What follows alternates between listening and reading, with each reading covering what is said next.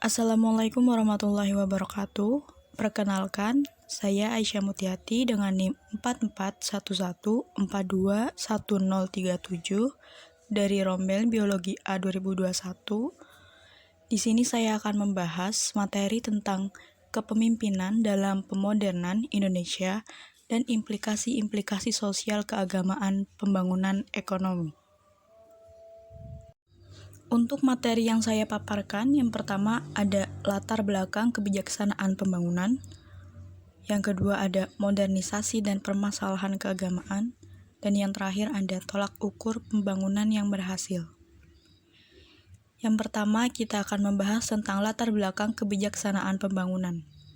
Indonesia merupakan suatu negeri dengan aneka pola budaya, pandangan relativistis, dan kecenderungan sinkretis yang kuat dari penduduknya, khususnya orang Jawa, menjadikan budaya Indonesia paduan dari unsur-unsur budaya, yang ada contohnya animisme, Hinduisme, Buddhisme, Islam, Kristen, sampai modernisme atau westernisme.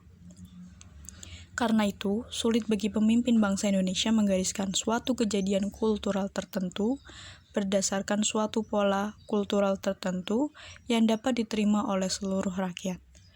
Atas dasar latar belakang inilah, Pancasila adalah awal revolusi.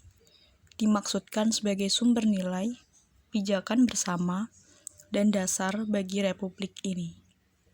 Pancasila sejauh ini tampak memuaskan dan kini praktis merupakan ideologi tunggal bangsa.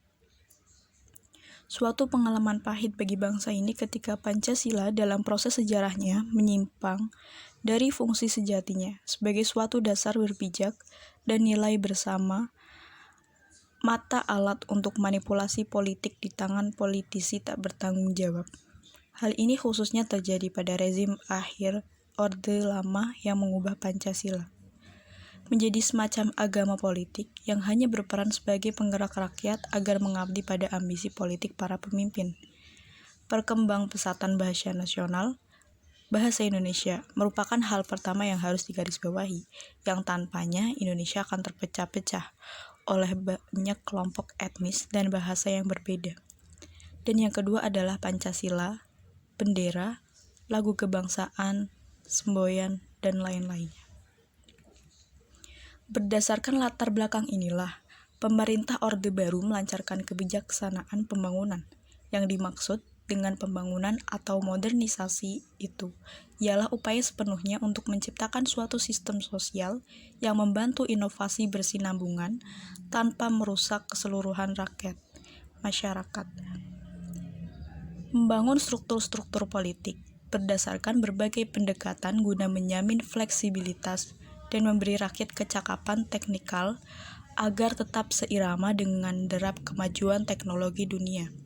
Pembangunan ekonomi ini dimaksudkan untuk menciptakan sarana perwujudan cita-cita bangsa. Namun, tidak selalu mudah bagi masyarakat untuk menyadari bahwa suatu bangsa baru dan sedang membangun harus melalui suatu masa yang panjang dengan tahap-tahap perencanaan, pembangunan, dan penataan kembali masyarakat untuk mencapai suatu garis start. Lalu yang kedua ada modernisasi dan permasalahan keagamaan.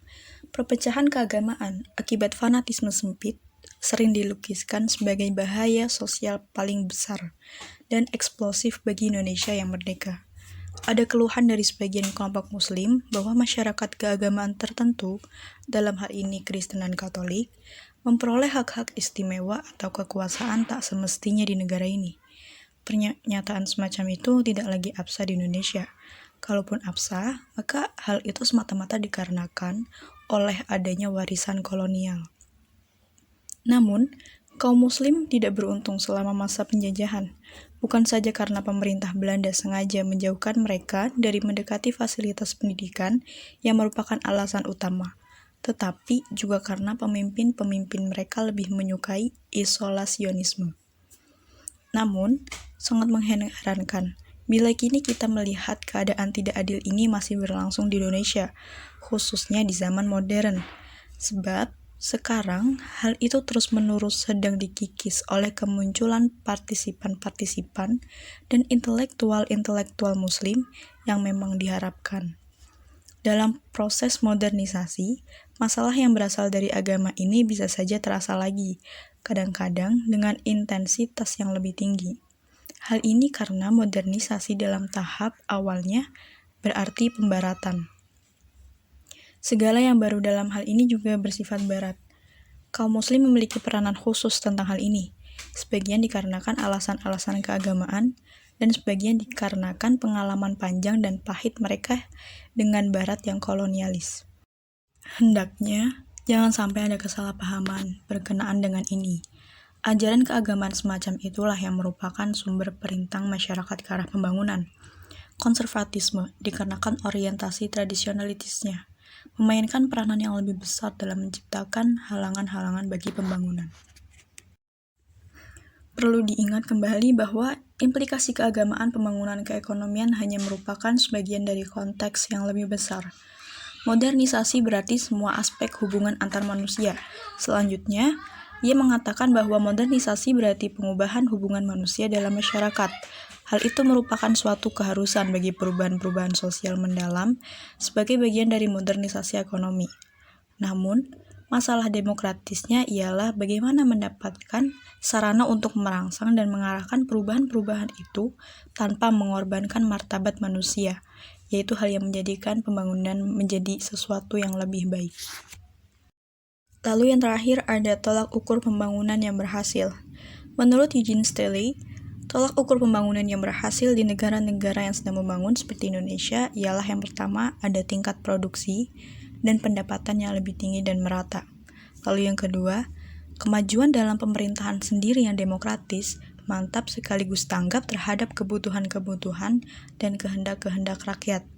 Lalu yang ketiga, pertumbuhan hubungan sosial demokratis, termasuk kebebasan yang meluas, kesempatan-kesempatan untuk pengembangan diri, dan penghormatan kepada kepribadian individu. Lalu yang terakhir ada tidak mudah terkena komunisme dan totalitarianismenya, karena alasan-alasan tersebut di atas. Dengan penelitian dasar ini sebagai latar belakang, maka para pemimpin pemerintah mulai membahas sisi manusiawi pembangunan. Pendekatan terhadap masalah-masalah pembangunan semata-mata dari sudut pandang ekonomi tampaknya terlalu tidak memedulikan efeknya atas masyarakat, aspirasi-aspirasi, rasa dan nilai-nilai mereka.